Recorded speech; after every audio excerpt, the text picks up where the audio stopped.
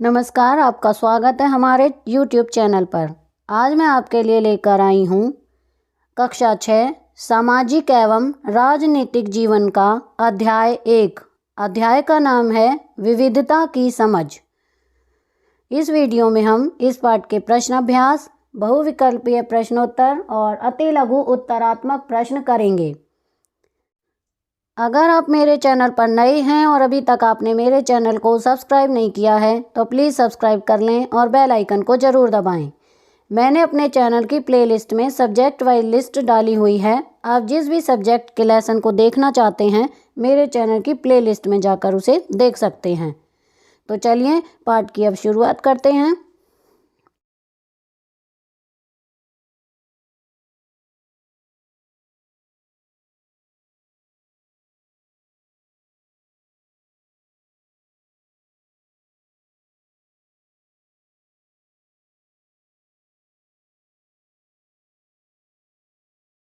बनकर अब हम इस पाठ के प्रश्न अभ्यास करेंगे। पहला प्रश्न है, अपने इलाके में मनाए जाने वाले विभिन्न त्योहारों की सूची बनाइए। इनमें से कौन से त्योहार सभी समुदायों द्वारा मनाए जाते हैं? उत्तर, हमारे इलाके में देश भर में मनाए जाने वाले लगभग सभी त्योहार मनाए जाते हैं। इनकी सूची नीचे दी गई है। त्योहार हैं दिवाली, दशहरा, होली, जन्माष्टमी, रक्षाबंधन, रामनवमी, मकर संक्रांति, बैसाखी, मुहर्रम, गुरु पर्व, ईद, पोंगल, क्रिसमस और ओणम। इनमें से दीपावली, दशहरा, ईद, क्रिसमस आदि त्यौहार सभी समुदायों द्वारा मनाए जाते हैं। राष्ट्रीय त्यौहार स्वतंत्रता दिवस, गणतंत्र दिवस सभी समुदाय मिलकर मनाते हैं।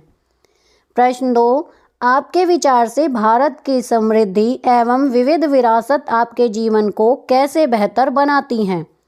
उत्तर है, भारत की समृद्धि एवं विरासत हमारे जीवन को निम्नलिखित ढंग से बेहतर बनाती हैं। पहला है, हमें विभिन्न लोगों तथा उनकी भाषा, संस्कृति एवं रीति रिवाजों की जानकारी मिलती है। नंबर 2, भौगोलिक विभिन्नताएं हमारे रहन सहन, भोजन तथा वेशभूषा में नए रंग जोड़ती है। नंबर 3, हम विभिन्न संस्कृतियों के अच्छे तत्व अपनाकर अपनी संस्कृति को समृद्ध बनाते हैं। प्रश्न 3, आपके अनुसार अनेकता में एकता का विचार भारत के लिए कैसे उपयुक्त है? भारत की खोज किताब से लिए गए इस वाक्यांश में नेहरू भारत की एकता के बारे में क्या कहना चाह रहे हैं? उत्तर, भारत के लिए अनेकता में एकता का विचार बहुत ही उपयुक्त है। भारत में अनेकताएं। नंबर 1, भारत में कहीं पर्वत हैं तो कहीं मैदान हैं। नंबर 2, भारत में हर प्रकार की जलवायु पाई जाती है। नंबर 3, भारत में भिन्न भिन्न जातियों और धर्मों के लोग रहते हैं। नंबर 4, लोग अलग अलग तरह के वस्त्र पहनते हैं। नंबर 5, लोग अलग अलग तरह का खाना खाते हैं। अनेकता में एकता। पंडित नेहरू ये कहना चाह रहे हैं कि इन्हें अनेकताओं में भारत की एकता छिपी है, जो आगे स्पष्ट होती है।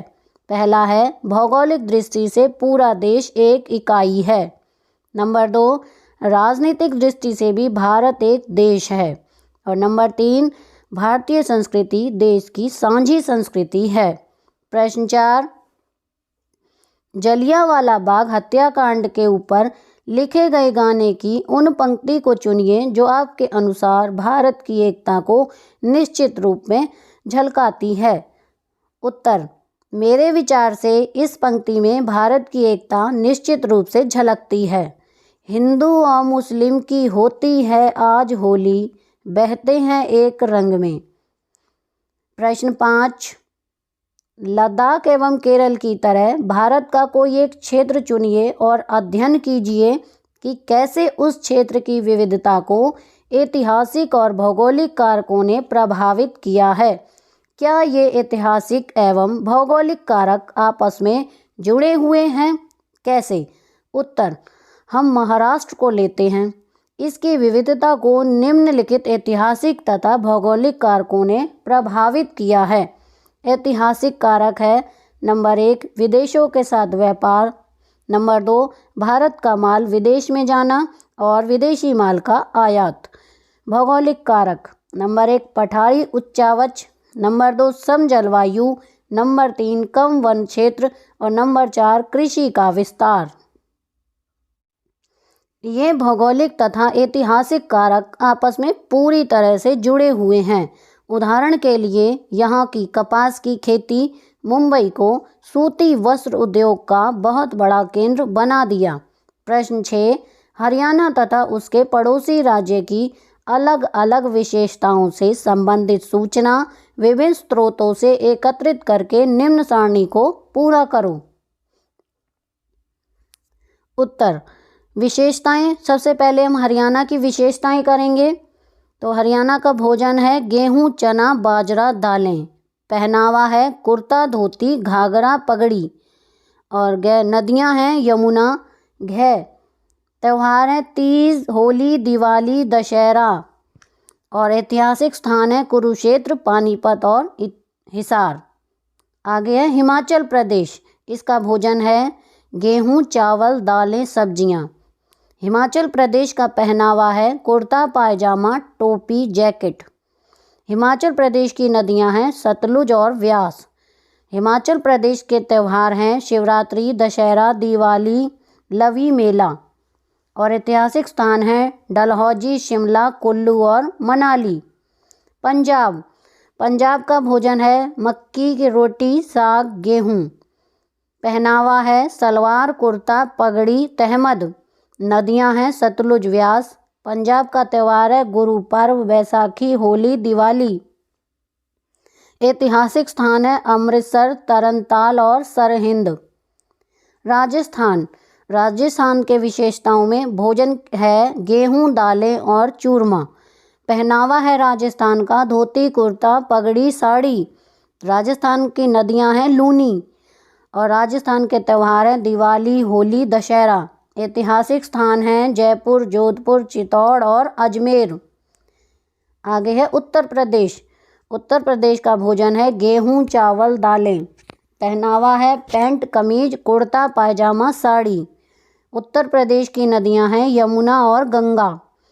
घ उत्तर प्रदेश के त्यौहार हैं होली, दिवाली, दशहरा, ईद। उत्तर प्रदेश के ऐतिहासिक स्थान है कानपुर, लखनऊ, बनारस, इलाहाबाद आदि। अब हम बहुविकल्पीय प्रश्नोत्तर करेंगे। पहला प्रश्न है भिन्नताएं हमारे जीवन को बनाती हैं। ए रोचक, बी समृद्ध, सी रोचक एवं समृद्ध, डी इनमें से कोई नहीं। इसका सही उत्तर है सी रोचक एवं समृद्ध। प्रश्न 2 3 बच्चों द्वारा बनाए गए चित्र अलग अलग होंगे, यह बात दर्शाती है। ए एकता को, बी विविधता को, सी विविधता में एकता को और डी इनमें से कोई नहीं। इसका सही उत्तर है बी विविधता को। प्रश्न 3 हमारी मातृभाषा है। ए संस्कृत, बी अंग्रेजी, सी उर्दू, डी हिंदी। इसका सही आंसर है डी हिंदी। प्रश्न 4 प्राचीन भारतीय समाज में गैर बराबरी पैदा की। ए सती प्रथा ने, बी अंग्रेजी भाषा ने, सी आश्रम व्यवस्था ने, डी जाति प्रथा ने। इसका सही उत्तर है डी जाति प्रथा ने। प्रश्न 5 अंग्रेजी में सब्जेक्ट का अर्थ है ए विषय, बी प्रजा, सी दोनों में से कोई नहीं, डी इनमें से कोई नहीं। इसका सही उत्तर है ए विषय। प्रश्न 6 समीर दो हैं। ए मुसलमान, बी हिंदू, सी सिख, डी ईसाई। इसका सही है ए मुसलमान। प्रश्न 7 लद्दाख के रास्ते तिब्बत पहुंचने वाला धर्म है। ए हिंदू धर्म, बी ईसाई धर्म, सी बौद्ध धर्म, डी इनमें से कोई नहीं। इसका सही उत्तर है सी बौद्ध धर्म। प्रश्न 8 लद्दाख में प्रचलित तिब्बत का ग्रंथ है। ए केसर सागा, बी कुरान, सी लामा केसर और डी इनमें से कोई नहीं। इसका सही उत्तर है ए केसर सागा। प्रश्न 9 लद्दाख में पाली जाने वाली भेड़ से मिलने वाली ऊन है।